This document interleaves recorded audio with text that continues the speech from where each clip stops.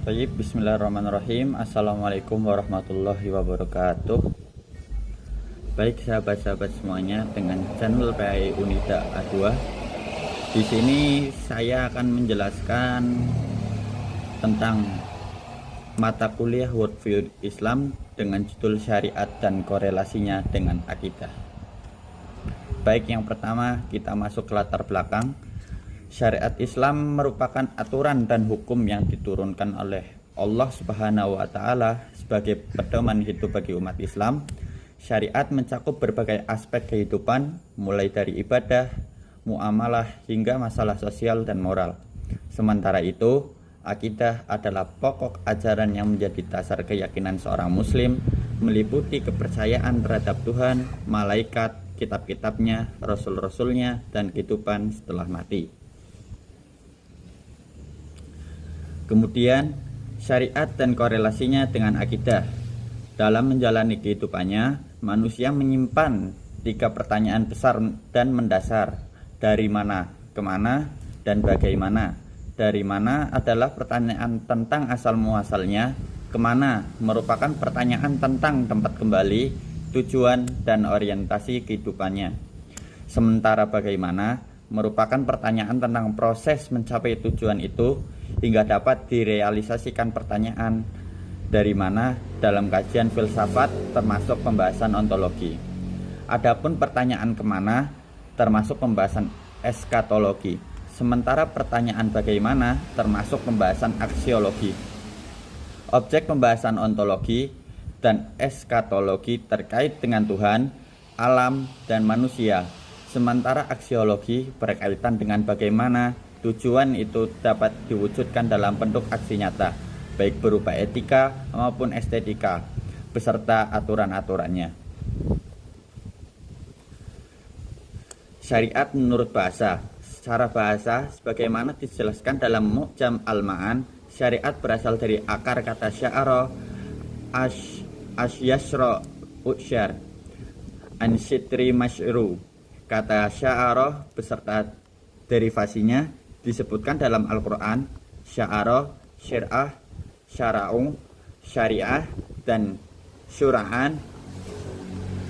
Kata syariat termasuk kata yang memiliki beragam makna. Menurut Mu'jam Al-Ma'ani, kata syara'a memiliki beberapa makna. Yang pertama yaitu syara'a, yaitu menjelaskan. Yang kedua syara'a al-manzil, yaitu mendirikan rumah di atas jalan yang tembus. Yang ketiga syara'a al-amr, menjadikan boleh. Sementara Al-Mu'jam Al-Wasit menambah 2 makna baru, yaitu yang pertama at-thoriq, yaitu jalan.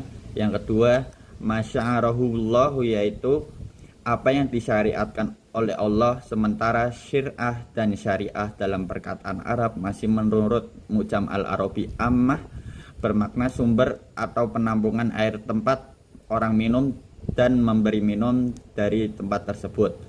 Makna lain dari syara'a adalah memulai.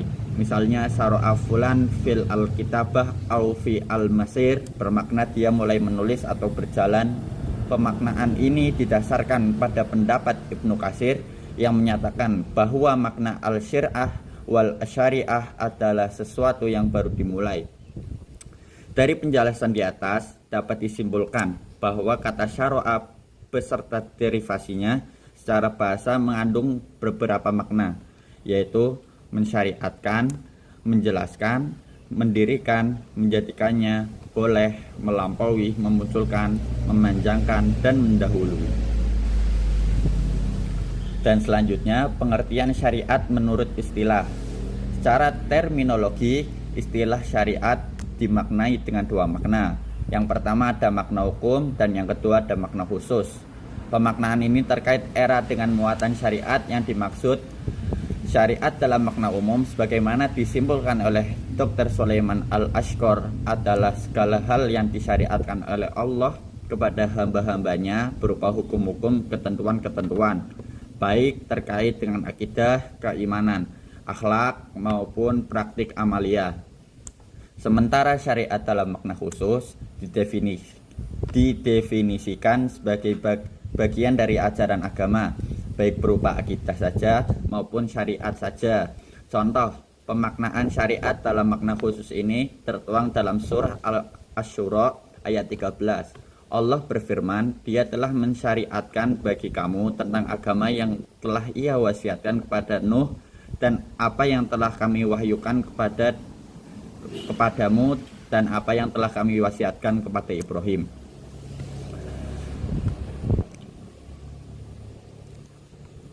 Kemudian tegakkanlah agama dan janganlah kamu berpecah belah tentangnya. Maksud dari apa yang disyariatkan oleh Allah menjadikan titik kesamaan antara ajaran yang dibawa oleh Nabi Nuh, Ibrahim, Musa, dan Isa, yaitu masalah akidah atau tauhid.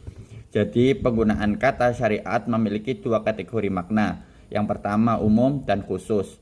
Syariat bermakna umum mencakup seluruh ajaran Islam baik berupa akidah, syariat maupun akhlak beserta seluruh cabang-cabangnya. Sedangkan syariat bermakna khusus hanya mengenai salah satu dari dua sisi ajaran agama, yaitu antara sisi akidah saja atau hanya berkenan dengan sisi hukum yang mencakup ibadah dan muamalah.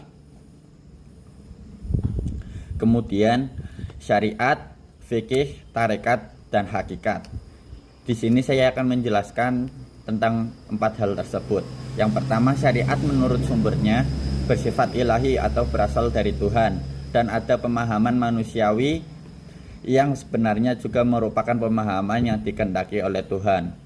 Maksudnya, jika pemahaman sumber syariat bersifat goti pasti, maka tidak ada alternatif pemahaman yang lain. Hal ini menjadi kesepakatan semua kalangan atau ijma' para ulama sepanjang masa.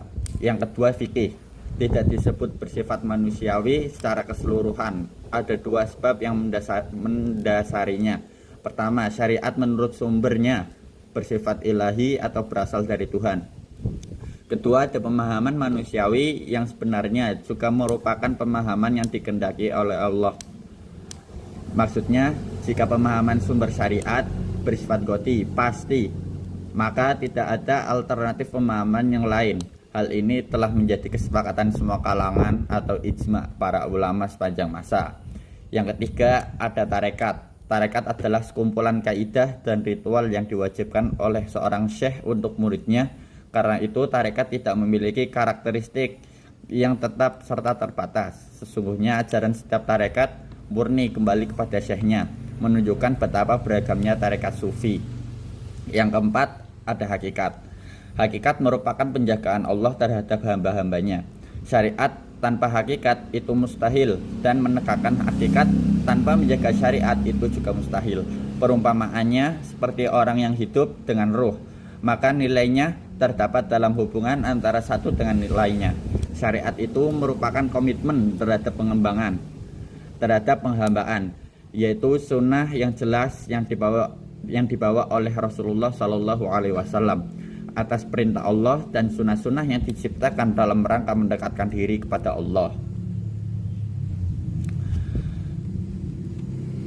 Selanjutnya, tujuan utama syariat. Mayoritas ulama sepakat bahwa syariat Islam yang berupa perintah atau larangan memuat hubungan dengan 5 diturunkan untuk merealisasikan tujuan tertentu. Pendapat ini tidak ada yang menyelisihi kecuali sebagian kecil ulama dari mazhab Zahiri. Seperti disyariatkan sholat agar seorang muslim dapat meninggalkan perbuatan keji dan mungkar. Puasa pun bertujuan membentuk jiwa takwa. Sedangkan zakat bertujuan menyucikan diri dari harta. Sementara haji memiliki berbagai kemaslahatan. Setidaknya ada 2 tujuan utama diturunkannya syariat. Pertama, tujuannya untuk mendatangkan kemaslahatan bagi manusia, sekaligus membawa kebahagiaan bagi mereka baik dalam kehidupan dunia maupun akhirat. Kedua, syariat bertujuan menghindari kerusakan sekaligus kesengsaraan manusia baik di dunia maupun di akhirat. Tujuan syariat Islam tidak seperti yang ingin direalisasikan oleh berbagai penganut aliran dan filsafat seperti kaum sosialis dan proletar yang hanya memberi perhatian pada jamaah dan negara. Bukan pula seperti kapitalis yang fokus perhatiannya hanya pada kehidupan individu. Tidak juga seperti kaum ateis eksistensialis, pragmatis, dan materialis yang hanya memberikan perhatian kepada kehidupan materi, fisik, atau duniawi saja dan mencapakan sisi-sisi non-materi, metafisik, kehidupan akhirat, serta kehidupan spiritual. Juga bukan kaum rasis, sektarian, dan nasionalis radikal yang cakupannya perhatiannya hanya sebatas lokal, kesukuan, kedaerahan, dan regional. Bukan pula seperti kaum globalis yang perhatiannya hanya tertuju pada kondisi dunia secara global. Baik, selanjutnya karakteristik umum syariat. Syariat Islam memiliki keunikan dan karakteristik tidak dimiliki oleh syariat-syariat lainnya. Di antara karakteristik yang menonjol menurut Dr. Al-Qadrawi adalah Robbaniyah atau ilahiyah, ketuhanan, akhlakiyah, moralis, waqiyah, realistis, insaniyah, humanis, tanasuk, kesaling terikatan, dan syumul, komprehensif. Syariat Islam merupakan ciptaan Allah, maka ia tidak hanya diciptakan untuk mengatur sebuah komunitas saja, seperti halnya undang-undang konvensional. Lebih dari itu, syariat Islam bertujuan menciptakan kebaikan bagi dunia dan seisinya dalam skala individu dan jamaah. Tujuannya adalah melahirkan individu yang soleh, yang mampu berperan dan dalam mewujudkan masyarakat, negara, dan kondisi dunia yang ideal. Untuk tujuan tersebut, Allah menurunkan syariat melalui seorang utusan, Rasul, sebagai model yang sempurna untuk membimbing manusia kepada ketaatan dan keutamaan, serta membawa mereka kepada kondisi ideal dan sempurna.